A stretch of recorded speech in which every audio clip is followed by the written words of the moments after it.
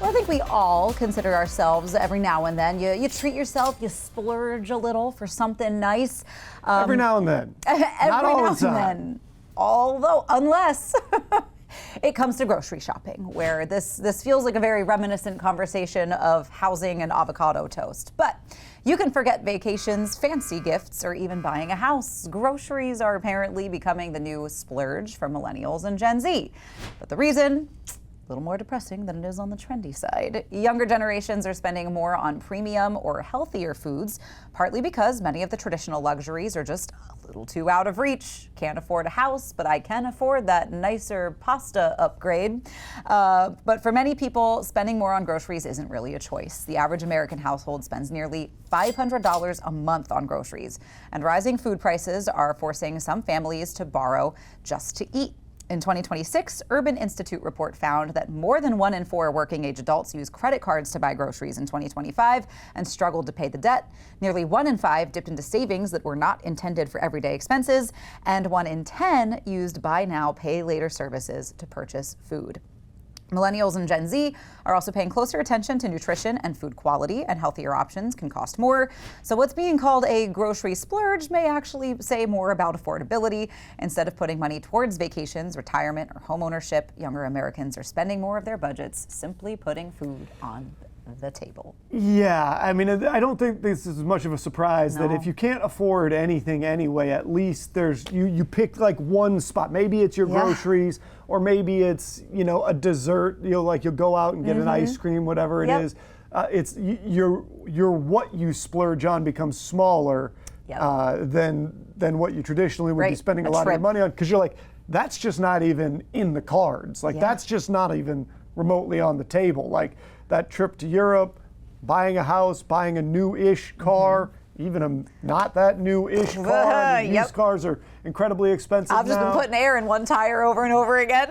I don't know, buying a pound of beef, which is just expensive in general. Crazy, the price of beef. Yes, I made meatballs yesterday and I was like, huh? When I scanned it, and it just, it's so disheartening. But I would be lying if I said I didn't feel a little bit called out by this story. Again, I'm not, you know, I'm saving in general, but it feels like every time you look at the numbers of what you can save for, that number is smaller and smaller. To get a down payment on a house, I would need this. And I have this, and I've been saving, and it got to this, and it's like it didn't go up. So you're like, you know what? All. Maybe I will buy the fancy blue eggs this time. Let's see. We'll treat myself. I did make a killer omelet with them. I won't lie.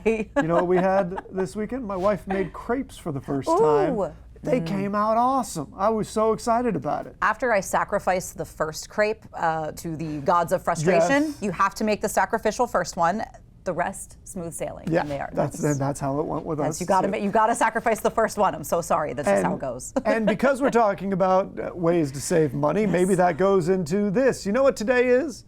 It is National Thrift Shop Day, and I think we both like a good thrift. Love a good thrift. It's truly the thrill of the hunt. I mean, I think that's why what I love about shopping is what thrifting is, for sure. Yeah, and so thrifting, a great way to find a bargain or to give to charity. Nearly every town across the country has a thrift shop or a secondhand store. We have lots of them. We've got some great ones in and around the area. Yeah. You know, you have lots of thrift store options. I actually went over to the Restore this weekend to check around for a few things that we needed for the house. You know, there are places that you can find great things at a reduced rate. And one of the things that's great around here, in that same vein, estate sales, there are a lot of those. Yeah, and I mean, I love thrift stores too, because I think sometimes, you know, when it comes to furniture, they don't make it like they used to. And when you find a great piece for, you know, a decent price, and you're coming with me, you get in the car. Yeah, I mean, at that point, it just becomes how you getting it to where you're going. That is like the you guys part. have the luxury, you have a nice vehicle got a van, that can, got a that truck, can move some stuff around. My wife's Mini and my sedan, like they're just not gonna do it. So usually we have to, like, if we know you're gonna go looking for things of that size, you gotta like rent a truck or something, because there's just no other way to do it. Yeah, no, for us, just a little determination, some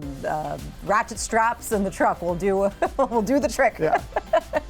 But thought that was both interesting, and we ended on a high note for you with that conversation. But we do have some more Coast Life to get to. That's on the way.